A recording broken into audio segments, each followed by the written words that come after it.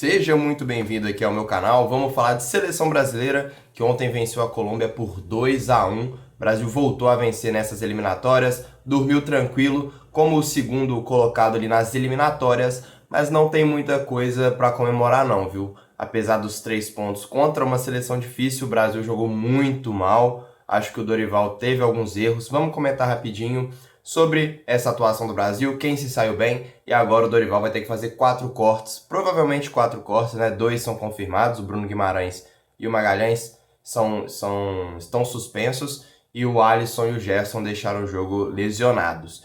Se inscreve aqui, deixa seu like, ativa o sininho se você quer saber mais sobre seleção brasileira. O Campeonato Brasileiro também vai começar no final do mês. Vou trazer aqui informações sobre todas as rodadas, após os jogos, até antes. Vou falar um pouquinho de cada time do Brasileirão também. Então já segue aí, já deixa o seu like para acompanhar o resto dos vídeos do canal. Vamos falar do jogo, porque o Brasil começou muito bem. O Brasil abriu o placar logo aos 6 minutos com um gol de pênalti do Rafinha. Pênalti sofrido pelo Vinícius Júnior. O Brasil começou numa intensidade muito boa. Conseguiu dificultar o jogo para a Colômbia, mas depois de um tempo o ritmo foi caindo. E a reta final do primeiro tempo foi muito ruim. O Dorival não sabia muito o que fazer. A seleção sentiu muito a falta do Gerson, né, que precisou sair lesionado. E o Bruno Guimarães não conseguiu manter o mesmo nível ao lado do Joelinton, apesar deles jogarem junto. Acho que o Joelinton não entrou tão bem na partida, ele foi melhorando ao longo da partida. Mas o gol de empate da Colômbia sai justamente numa falha do Joelinton. Ele e o Arana primeiro erraram na marcação, que deixou o John Arias fazer a jogada e a bola infiltração nas costas do Joelinton. E depois o próprio Joelinton era só afastar a bola, acabou tocando a bola nos pés do camisa 10, Rames Rodrigues, da Colômbia. Isso aí deixou o Luiz Dias num contra um contra o Wanderson e gol da Colômbia. Mas acho que o Brasil foi bem nesses 15, 10 minutos iniciais do primeiro tempo, depois desandou. Dorival não sabia muito o que fazer, precisou mexer no time, né? Acho que alguns jogadores deixaram muito a desejar, como foi o caso do próprio Joelinton, que eu falei nesse primeiro tempo. O Rafinha estava tentando, o Vini Júnior muito mal no primeiro tempo, muito mal, mas eu vou falar um pouquinho sobre o Vini Júnior depois. O Rodrigo estava tentando, mas também não conseguiu, e para mim o pior desse primeiro tempo da seleção foi o João Pedro. Defendo o João Pedro, acho ele um bom atacante, acho que o Brasil hoje não tem atacantes de área, né? Acho que o Pedro hoje seria o melhor jogador com essas características que o Dorival gosta. Para mim o Brasil tem muitos jogadores ali no ataque com características de criação. É o Matheus Cunha, tinha o Firmino no auge há uns anos atrás, tem o Gabriel Jesus, Matheus Cunha, João Pedro, são atacantes que gostam de participar do jogo e não são aqueles caras de área que o Dorival conseguiu usar muito bem tanto no São Paulo quanto no Flamengo. Agora, indo para o segundo tempo, o time conseguiu equilibrar o jogo com a Colômbia, mas ainda não foi aquele jogo que a gente esperava que a seleção ia propor, igual propôs nos minutos iniciais do primeiro tempo. Dorival não mexeu, o Joelinton acabou melhorando com o tempo, teve algumas mudanças, mas acho que o Dorival demorou a mexer. Quem entrou muito bem, como foi o caso do Savinho e do Wesley. Acho que o Wesley para mim foi o grande destaque da partida. Eu tinha um pé atrás com o Wesley, no sentido de, acho que colocar ele titular nesses 2 jogos, com Colômbia e Argentina, ele poderia sentir o peso, poderia queimar o garoto, como muitos outros jogadores são queimados na seleção, mas ele entrou muito bem, foi uma surpresa, ele teve muita intensidade, conseguiu chegar muito bem na linha de fundo para fazer as jogadas junto com o Savinho, mas ainda manteria ele no banco e colocaria ele no outro jogo, porque o Wanderson não foi mal. O Wanderson ele não foi muito acionado, defensivamente ele foi bem, mas acho que ainda vai ficar o Wanderson aí, pelo menos no próximo jogo, mas eu colocaria o Wesley do decorrer. Para mim o Wesley foi o grande destaque, acho que muito bom a gente ter um lateral direito tão jovem, que tem aí uma prospecção muito boa para o futuro. Savinho entrou muito bem, já vinha entrando desde o ano passado muito bem. O André também entrou muito bem no lugar do Bruno Guimarães. O André com características mais de primeiro volante, né? O Bruno como um segundo volante. Acho que a seleção conseguiu ir melhorando nesse segundo tempo e equilibrar as coisas. O próprio Matheus Cunha, que eu falei, foi um que entrou muito bem, entrou com vontade, fazendo as jogadas, foi muito melhor do que o João Pedro no jogo.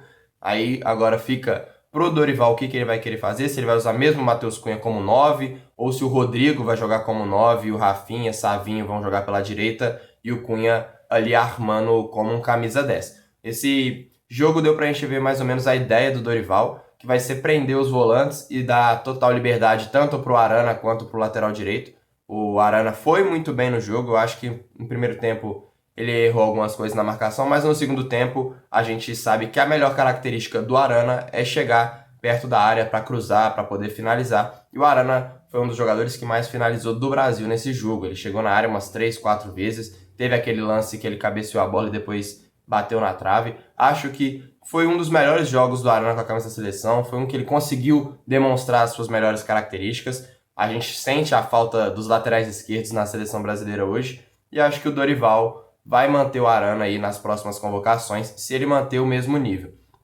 Agora, falando sobre o que o Dorival queria naquele quarteto ofensivo, né?